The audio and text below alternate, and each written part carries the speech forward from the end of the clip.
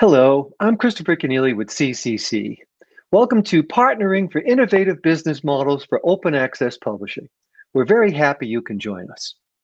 It's been an exciting year for the Public Library of Science, known by researchers around the world as PLOS. In January 2021, the groundbreaking open access publisher embarked on an innovative effort to help distribute publishing costs equitably among the institutions who support them. Community Action Publishing aims to eliminate author APCs and make open access PLOS journals truly open to read and open to publish. CCC is proud to have worked alongside PLOS to deliver a flexible, sophisticated workflow that enables authors to easily publish OA, whether they are funded under a formal PLOS publishing agreement or not. CCC's RightsLink for Scientific Communications supports the CAP model by automating the management, collection, and funding of manuscripts. In partnering with PLOS on this important initiative, CCC helps provide the scale and automation required to support the needs of a growing community of stakeholders.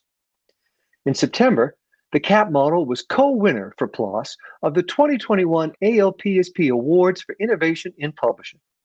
Sara Rouhi, Director of Strategic Partnerships for PLOS, accepted the award. PLOS Community Action Publishing model effort has been such a team effort amongst almost every team within PLOS, as well as in partnership with libraries, consortia, technology partners, internally and externally. And we absolutely were not expecting this. So it's such a delight to be recognized by our peers within the community. It's been a heavy lift, but it's not possible without the consultation and support we received from libraries and consortia across the globe, from platform providers like RightsLink, and certainly from the expertise we received from Raymond Crow at Chainbridge Group. So I share this with all of those entities. I hope this spurs further exploration of collective models, and further undermines that narrative that highly selective publishing has to be expensive. As one of the world's leading open access publishers, PLOS has led the way for 2 decades in developing business models that make even its most selective open access journals truly open to read and open to publish. Niamh O'Connor, Chief Publishing Officer at PLOS, leads the publishing and partnership teams. Her focus is ensuring the PLOS portfolio includes the broadest range of researcher voices globally. This includes developing new business models to enable more equitable and regionally appropriate ways to support open access and open science. Niamh O'Connor holds a PhD in chemistry from the National University of Ireland. Welcome to the program, Niamh, and congratulations on the ALPSP Award. Thanks very much, Chris. It's a real pleasure to be here, talking a little bit about the background to what brought PLOS to Community Action Publishing. In scholarly publishing today, Niamh, there is an urgency to innovate that has led you and PLOS to respond creatively and inventively. So please share with us the journey that led PLOS to the Community Action Publishing model. My pleasure. So PLOS has from the outset been focused on broad-scale systemic change. We envision an open science future that's equitable, global, and collaborative. PLOS's first journals were PLOS Biology and PLOS Medicine. PLOS Biology launched in 2003 with the aim of showing that high-quality journals can flourish without charging for access. PLOS Medicine was the second title to launch, and its first issue said that its aim was to challenge the status quo in medical publishing, to reinvent the medical journal and publish papers on diseases that take the greatest toll on health globally. So PLOS Biology and PLOS Medicine and other early open journals catalyzed a change in the landscape, and open access is now mainstream. And so the challenge now is to work towards an inclusive and equitable open science future. One aspect of this is thinking about how we redefine selectivity. On the editorial side, we've had some thoughts about that, and in PLOS Biology, it means addressing the major issues in bioscience research through allowing publication of the full arc of research and focusing on the research question rather than the result. In PLOS Medicine, it means focusing on the work that is rigorous, transparent, and will have the biggest impact on health outcomes globally. But we need to address selectivity in the round and not only through our editorial approach. And we need to think about how we can make that system open for everyone. So we really need to think about the missing voices. Research is a global collaborative enterprise. And as you can see here on the slide, we really need, as we transition to an open science future, to keep asking ourselves, open for whom? Because openness in itself, while valuable, doesn't tackle all of the inequality in scholarly communications. It doesn't increase inclusion, and the need for universal and equitable access to scientific knowledge and education is super important. So as we think about that, and as we think about transitioning to open science, we really need to be intentional in addressing power imbalances and the legacy of devaluing knowledge from particular groups or regions. This is why at PLOS, we're also extending our presence into different continents, for example, through our partnership with TCC Africa, working collaboratively with local communities, listening and learning so that we can understand and reflect the needs and values of the people working in those communities. But business models are also an important part of driving towards equity as well as redefining selectivity. And the APC model was a necessary first step to make research accessible to every reader, but it's never been the optimal solution for selective journals. We want to build a new, more equitable phase of open access together by acknowledging the contributions of every author, not just the corresponding author, and providing an easier solution for institutions to support their researchers where we can distribute publishing costs more fairly. And you can see here on the slide some of the challenges that I'm sure many of you are really familiar with APC supported open access. Not every author has access to funding to pay an APC. Research intensive institutions really have to carry more than what was their previous share of costs. And of course, that increases pressure on public finances. It's a really big lift for publishers to continue to make sure that those journals are inclusive and that we can offer waivers. And, you know, fundamentally, a paywall to publish is as problematic as a paywall to read in some ways. And so problems are created for many people across the system where people are locked out of sharing while the costs and pressure are increased in other areas. And so this really shows us that we need to look beyond the APC. And so, you know, there's a lot of text on this slide, I realize, and I'm not going to read through it all, but, you know, really want to emphasize that the urgency to innovate in this area is real. We see challenges with transformative agreements. While they do allow kind of historic hybrid and subscription journals to begin to transition to open access, they also lock in historic costs for libraries and for institutions. We really see an opportunity for open science to be social justice. And I think there's a really nice quote here from Greg Yao, who's the president of the CRL Library Consortium, highlighting the fact that, you know, the open movement can't be just about removing paywalls to knowledge created by the global north that can then be accessed by people in the global south. There has to be inclusion in knowledge production and sharing for everyone in order to get this real transformation. A question that was raised in the really kind of early stages of PLOS was this question of there being enough money in the system and the belief that if we change to paying, you know, for publishing costs through APCs, that there would be enough to cover the costs. And while there is enough there, it's not distributed in a way that makes it easy for everybody to be able to pay through that APC route.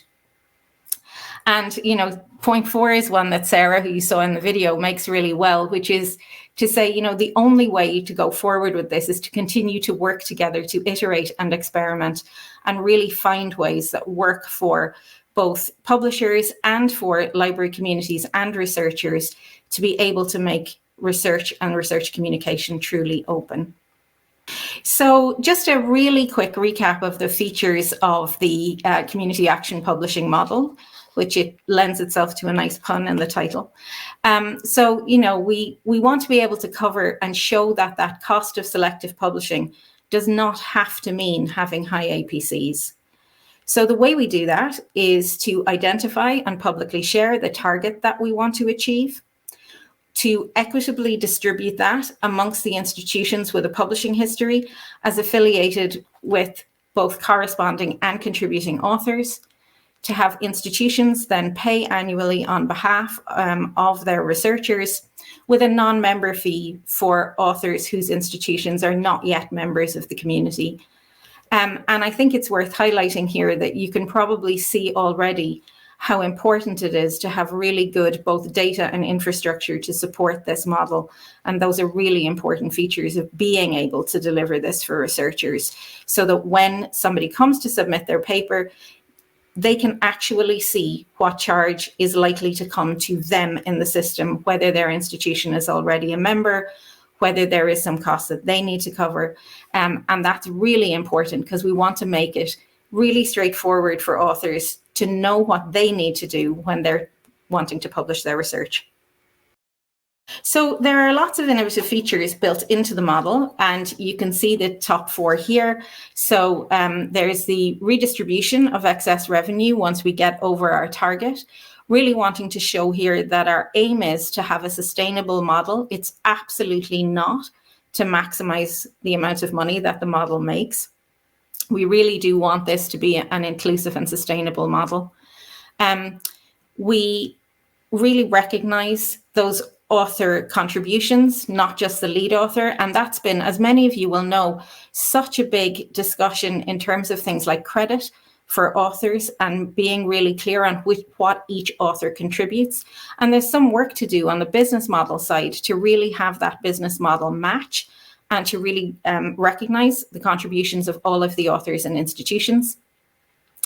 And iterative development is a hugely important part of this. And I want to say a hugely special thank you to all of the libraries and library consortia who have spoken with Sara at great length and really worked with her to iterate on this model and to make sure that we were taking into account what libraries in different regions and in different places need to make this model work for them. And then also, you know, as is expressed here, altruism is great, but we also want to be sustainable. And so we do have those non-member fees and recognize that this is a pilot and an experiment and that we do need to iterate to make sure that this is working well. So early signs, really positive, but we're aware that we need to make sure that this is something that's going to work for everyone in the system. So a question that came up a lot once we launched the community action publishing for PLOS Biology and PLOS Medicine is whether this was something that would be possible to do for a new journal. And so this is our latest experiment with CAP. So we've introduced the model for PLOS Sustainability and Transformation. This is one of the journals that we announced during this year. And the reason that we've chosen PLOS Sustainability and Transformation for this experiment is partly that we anticipate that it will be a selective journal. Of course, as a new journal, you know, you never know exactly where that bar will fall, but that is our expectation. And also we recognize that because of the fields of research that the journal is going to publish, that there might be a barrier to inclusion of running the journal with an APC model.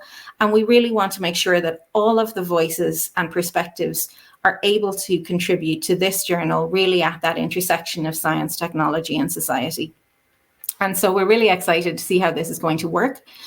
Because we don't have publishing history in this journal, then what we've done instead is look at how institutions, researchers have published in the fields that the journal covers. So a little bit of a tweak to our model, but that's part of our experimenting and really being able to extend the model. So thinking about what we've learned so far, kind of from this first year, well, you don't get one and done agreements with this. So iterating is really important. We're seeing really positive signs. We're really happy with how the first year is going, and it's, you know, surpassing our expectations in terms of community support. And we are so appreciative of all of the institutions who have chosen to become part of the communities for each of these journals.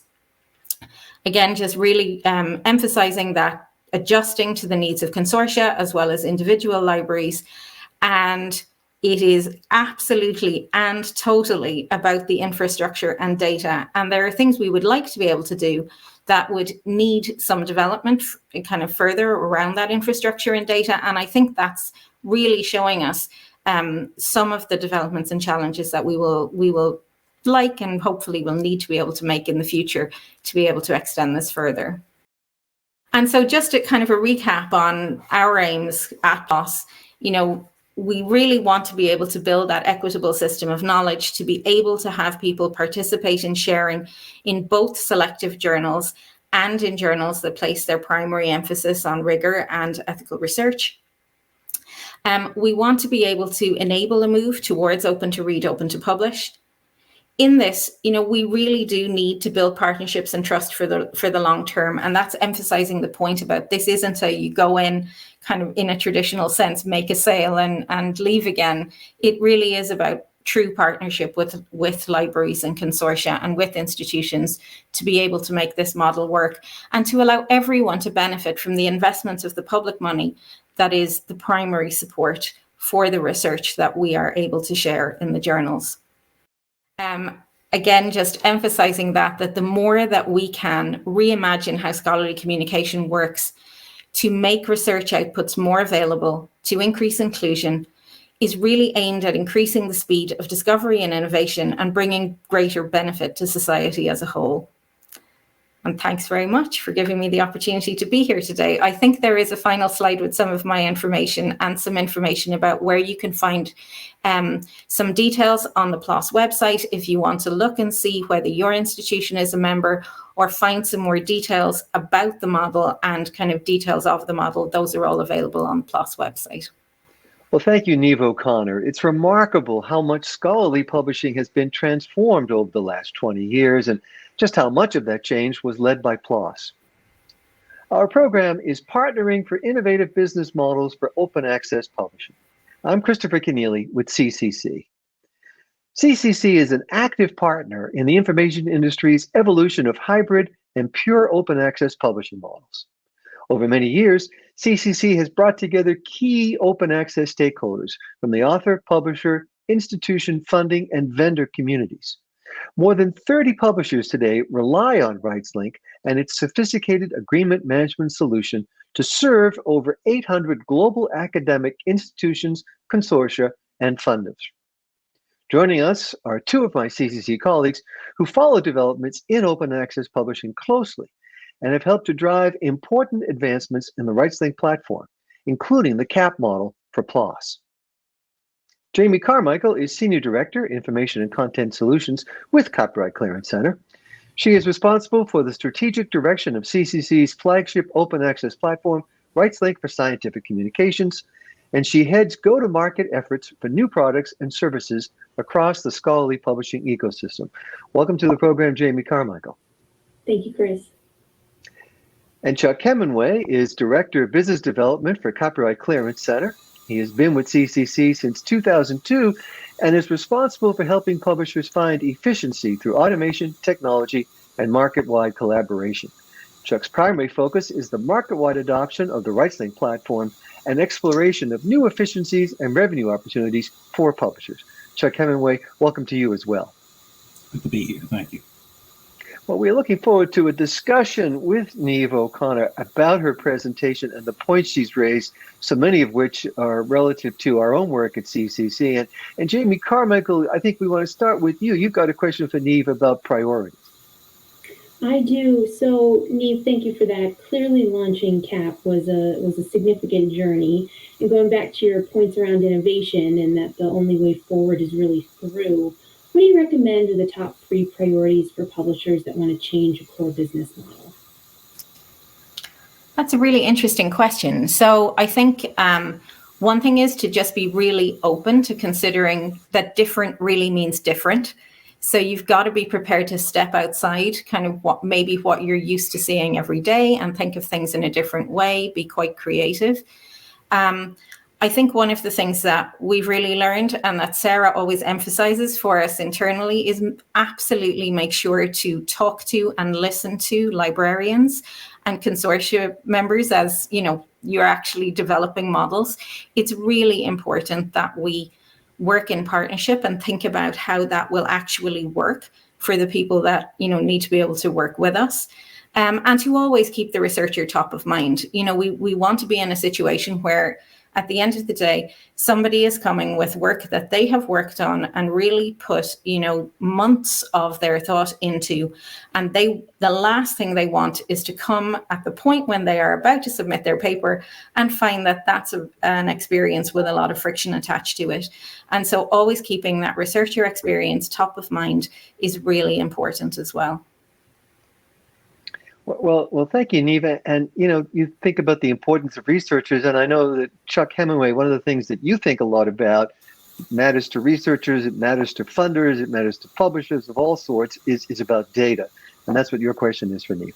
So, Niamh, what I'd like to ask is, what did you learn in this transition about the metadata model that you're employing? And is there any advice that others might take away from the PLOS experience?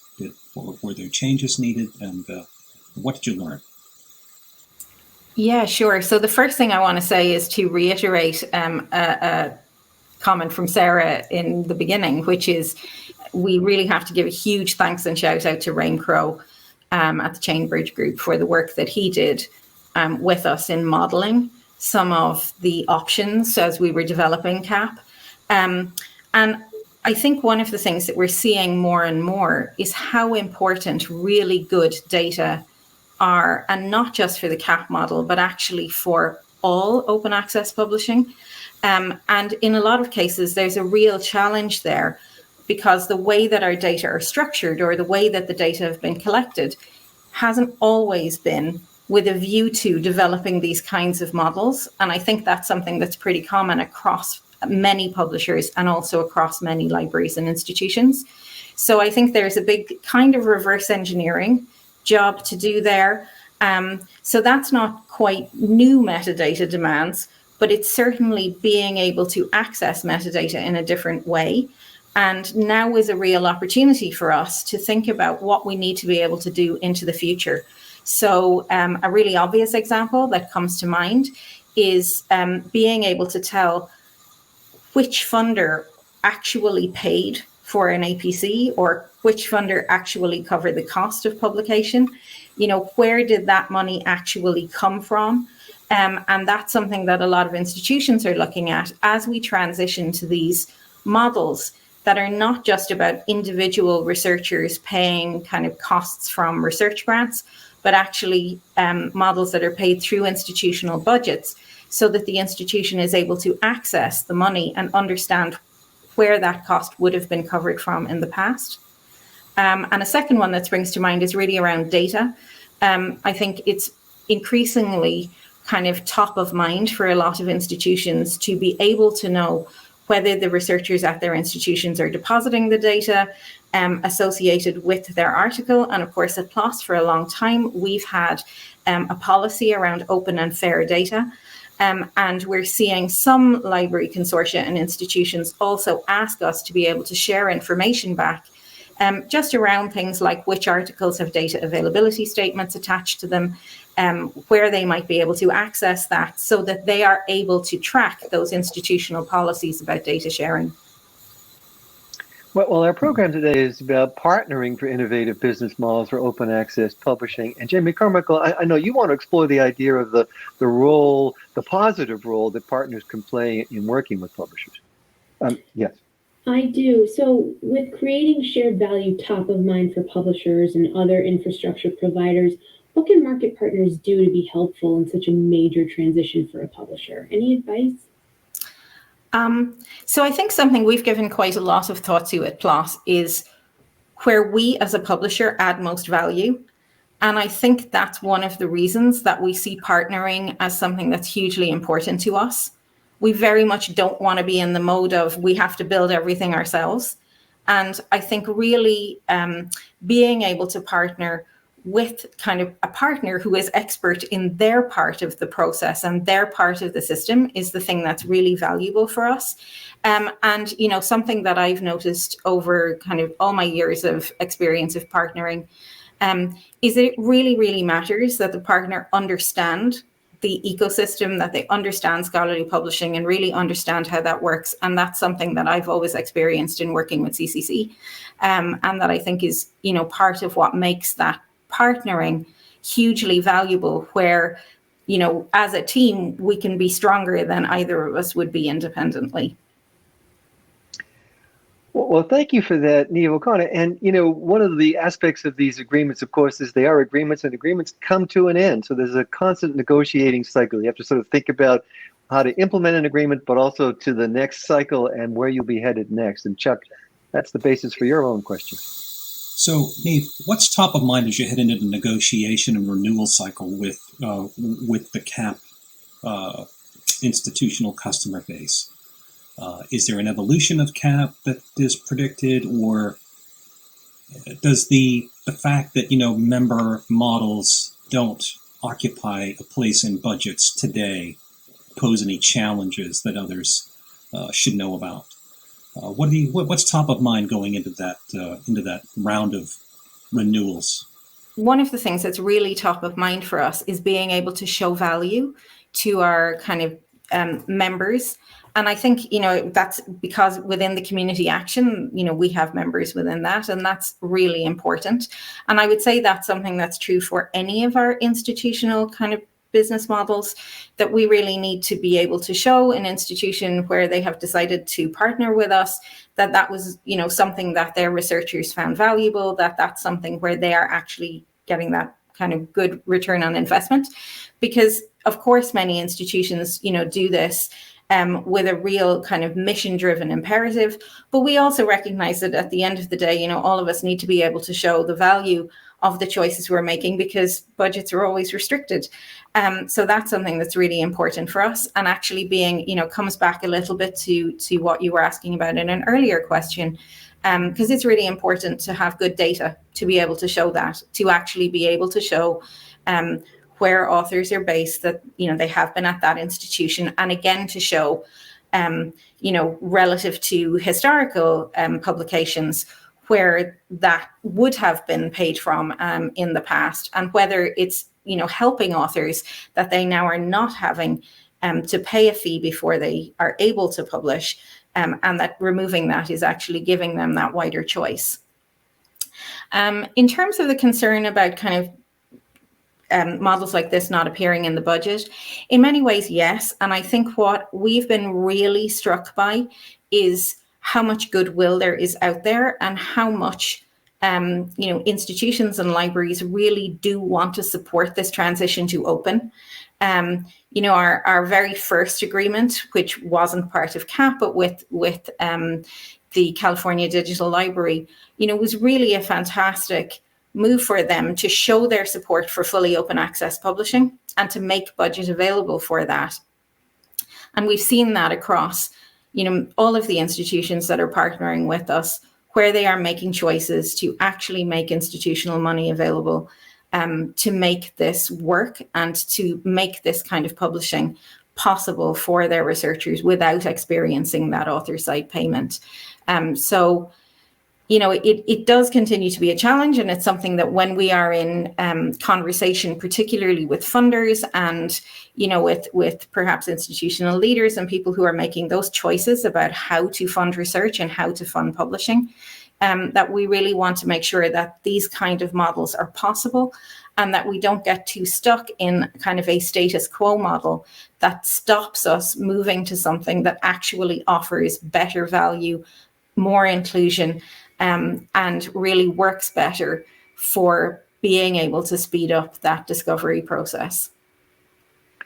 Well, CAP is one model among many. And Jamie Carmichael, I think you've been watching a development here where there's competition among a variety of models, and that's what you want to ask Niamh about. Yeah, I think it comes down to publishers really looking to experiment and commit to a sustainable transition. Niamh, you mentioned that sustainability is a key concern for publishers. If you were to take out your crystal ball, do you see a variety of business models continuing to flourish, or will one maybe dominate the landscape in the future? I think that's a really interesting question. And I think, with my crystal ball, I'd be really surprised if everything transitioned to one model, certainly anytime soon. And I think, one of the things that we're really clear about at PLOS is that community action publishing is something we've developed really specifically for selective journals. I'm not sure that's something that would expand easily to kind of journals that are perhaps less selective or work in a slightly different way. And one of the reasons that we're experimenting with different models is to really allow kind of those different needs for different communities, for different researchers, for different libraries and consortia to be available and to be able to run those different experiments so that we can work out kind of what variety of models might work well to support journals of different types. I think one of the things that I would really like to see is for us to continue to see that not every researcher needs the same thing when they come to share the research. Not everyone needs the same thing when they come to discover research that others have done. And so we have to be able to have something that's flexible and that really works to meet those different needs. So, I think there is a really interesting period of experimentation coming, or at least I really hope there is. Well, Niamh O'Connor, I want to ask the last question in this session, which is about the researchers, because I know you really emphasize the importance of researchers and everything you do at PLOS. That's the focus of this work and why indeed you developed the community action publishing model. And I guess I want to ask you about something related to that, which has been a growing concern across publishing, and that is around the equities, the imbalances that have arisen in a variety of ways for open access publishing, particularly among researchers in marginalized communities and geographies. How do you feel CAP and other work that you're doing addresses that challenge of inequities? Mm-hmm. So, I think that's something that's really central to the way that we are thinking about the transition to open science. And influenced by thoughts, of other people and people's publications, I think it's really important that we are being very intentional about wanting to take an anti-colonial approach to this transition to open science. And so one of the things that we are doing, separate from our business models, but towards the same goal, is to really expand our presence so that the members of PLOS staff who are working with research communities understand the context and culture and kind of the experience that those researchers have and are much closer to them. And that, we're not just coming at this all from being kind of somewhere else and not truly understanding what that experience is. And, like I mentioned, I think our partnership with TCC Africa is a really good example of that, being able to partner. Joy Owango is such an impressive person, and being able to partner and really work with her and her colleagues to be able to create that network and understand the needs of researchers working in both Nairobi, but then kind of through kind of other locations in Africa. I think that's something that's really important to us. On the business model side, I think this is really where we see the value of working and moving beyond the APC. Our community action publishing program is very much focused on our selective journals, but we also have kind of a flat fee model that works for the journals that we have that do have APCs, which allows institutions to really know how much they're paying and to be able to keep better control of their budget. And our new global equity model, which we have for some of our new journals, which takes into account not only kind of how likely institutions or researchers at institutions are to publish in particular journals, but also the World Bank lending class of that country. And so it's tiered according to regional economic conditions. And our intention there is to allow kind of people to be able to participate, to be part of kind of covering costs for their researchers, but to be able to do that at a level that's actually sustainable and affordable for them, as well as being sustainable for PLOS. So, I think that is something that we are really working hard on and trying to make sure that we make that transition in a way that enables open science practice for researchers in a way that is appropriate to their situation. Well, a really informative and enlightening discussion. I want to thank the participants for joining me today. Niamh O'Connor, Chief Publishing Officer with PLOS. Thank you so much, and congratulations again on winning the ALPSP Innovation Award. Thanks very much, Chris. I also want to thank my CCC colleagues, Jamie Carmichael, Senior Director of Information and Content Solutions at CCC. Thank you. Thank you, Chris. And Chuck Hemenway, Director of Business Development. Thank you as well. Thank you, and congrats, Niamh. Thank you. And I'm Chris Keneally with CCC. We want to close our program today with a short video from PLOS, a message for us all from the researcher of the future. Dear scientists, dear scholars, dear researchers of today, on behalf of the scientific world of tomorrow, thank you. Thank you. Thank you. Thank you for paving the way. For keeping openness and equity always at the top of mind. For treating transparency not as an obstacle, but as an asset. For recognizing that open science is trusted science, and that trusted science is the key to breaking barriers. That each discovery feeds into my study, and my study, and my study, which allows us to build dependable bridges further and further and further into the unknown. Dear experts, dear mentors, dear researchers of today, on behalf of the world of tomorrow, thank you for collaborating with partners in science communication who are fellow pioneers. Who share your priorities, help amplify your voice, and move your research forward faster. Thank you for letting those partners support you, so you could empower us. Dear researchers, dear experimenters, dear explorers of today, whether you're breaking barriers in here, down there, around here, or even out there. Now the only question is, what will the future of science thank you for?